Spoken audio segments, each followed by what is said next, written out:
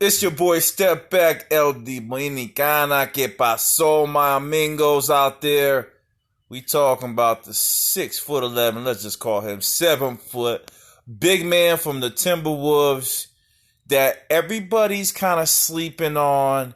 Child prodigy from Jersey, was doing his thing, made it to the NBA, and is balling out of control. Mr. Karl Anthony Towns. The conversation piece here is about the stat line. Even though the Timberwolves suck, you gotta appreciate what this man is bringing to the table. I'm just pulling up the stats. You can see, no cap from me. Look at the points, man. 24 points, 5 rebounds, 5 assists. The man can do everything on the court. Let me tell you why I'm having this conversation as we talk about the Embiids, the Jokic's, right? You know, these type of big men that are game-changing, that are bringing their teams into the forefront of the playoffs, getting ready for a championship push. We seem to forget some of the other big men, even on the smaller teams, that are just doing their thing, and if there's just a couple players, pieces added, no capping, Timberwolves will be a dangerous team. I had them there this year. I had them barely making the playoffs, but injuries and things like that played a big part in them not making it. I love the roster, and I love the depth on that team, especially when they pull it all together. A couple trades I didn't like, and couple moves weren't made that I thought should have been made. I'm talking about Kevin Porter Jr., but I'm going to continue on and digress and then go into what I'm seeing from the Timberwolves squad, because quite obviously they're looking for a draft pick.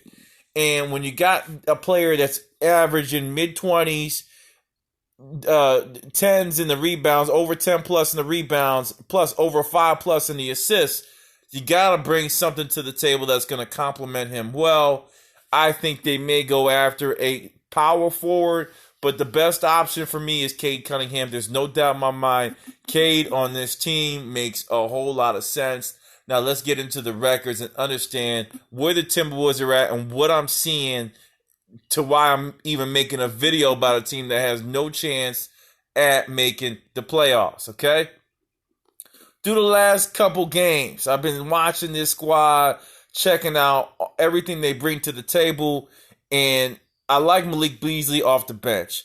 Jarrett Culver was a high draft pick. I like him as well off the bench. They're starting to form a nucleus. Ed Davis there doesn't play much. You know, Anthony Edwards is a starter man. Definitely not a small forward in my opinion. He's a guard. Hernan Gomez definitely off the bench. So there goes the 3-core bench team. Layman is a player that's athletic, that can do a lot of things.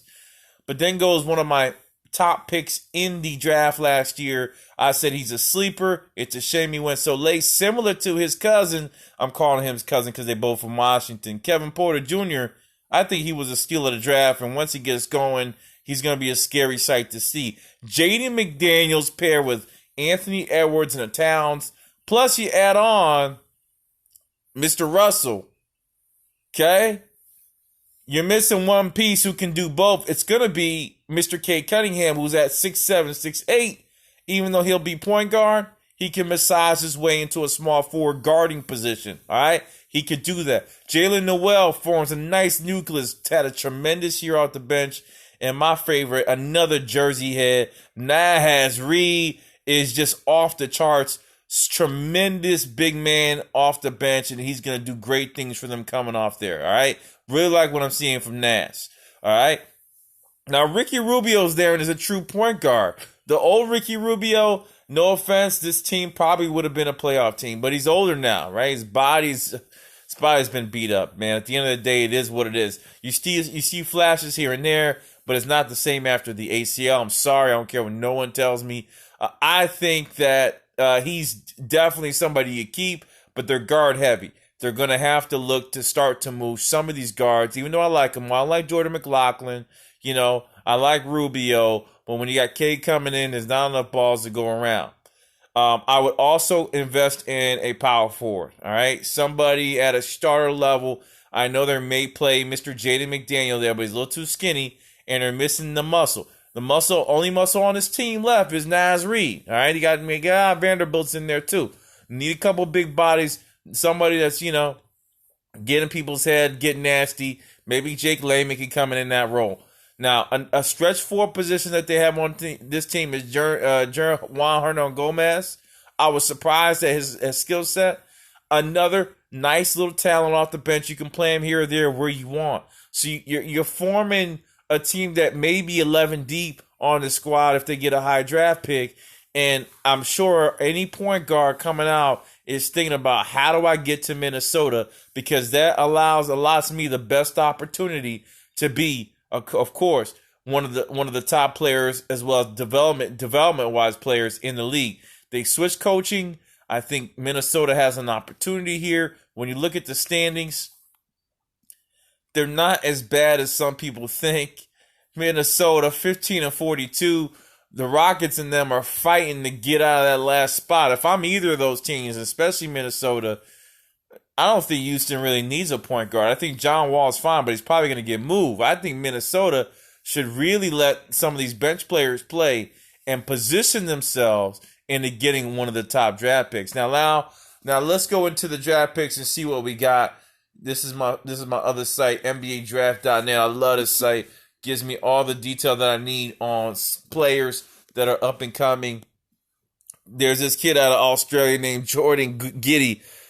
Interesting face look right there. But Giddey, I heard, reminds some folks, that's him right there, of a Ben Simmons, right? A Ben Simmons-like player who can do everything on the ball. You got Jalen Suggs, who just won the championship. I can see Minnesota tempted to get this kid.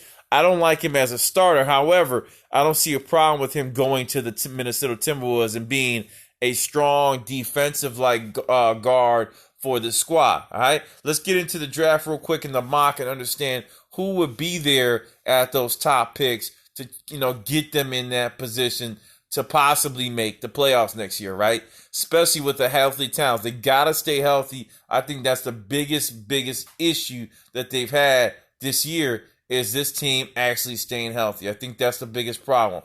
So as we look to the draft, Cade Cunningham is there, right? Even Evan Mobley is not a bad pickup at number 2 if you think you can make some moves, of course, in the offseason free agency market. I love Evan Mobley paired with Karl Anthony Towns. Pretty scary to have that two-headed monster. The clog in the lane, I don't think it'll be a problem. Towns shoots from the outside anyway. Jalen Suggs at 3. I don't think that makes any sense. However, you got a Jalen Green, another scorer. That's a maybe. You would have to move Russell. I think Russell wants to start. If he's okay with coming off the bench, I'm good with that. And then you got John Kuminga, my favorite in this draft. I think he's going to be special. That's why this is a special grab. When you got the top 5 picks that could potentially be superstars in the league, you got something special, and they got that here. Except Jalen Suggs, I'm not too sure. Scotty Barnes moved himself up, doing well. Keon Johnson, Devon Mitchell had a great tournament play. But Josh Giddey's interesting, right? I really want to see what he brings to the table. They're talking about him. He's a 6'8", 205-pound point guard. I was trying to see the next pick that the Minnesota Timberwolves put. So it's only one pickup. I thought they had 2 in the first 15, but they do not. So for me, it's Cade Cunningham, or you go next, you trade down, you get some more picks, and I would go ahead and try to steal away. Maybe somebody buys you out like Cleveland, and they go ahead and get I don't see. I think even Mobley may be the best pickup for Cleveland. So if they want to move up to try to get even Mobley, you trade down, you trade down, try to get 2 from Cleveland. I believe they have a couple picks. No, so yeah. So anyway, I'm ranting a little bit. I think the best option definitely is for this team to get Cade Cunningham as possible. But I just want to talk about the irrespective of Karl Anthony Towns. Despite the record, he still is one of the top centers in the league, having a tremendous season, and he's giving me hope for the Timberwolves next year. As I walk through this, as the NBA turns, I just wanted to give you a heads up on what's going on for the top 2 losing teams and what their future holds. Don't sleep, Minnesota. I think your team's coming back strong next year. Big opportunity. Sign off. I'm out.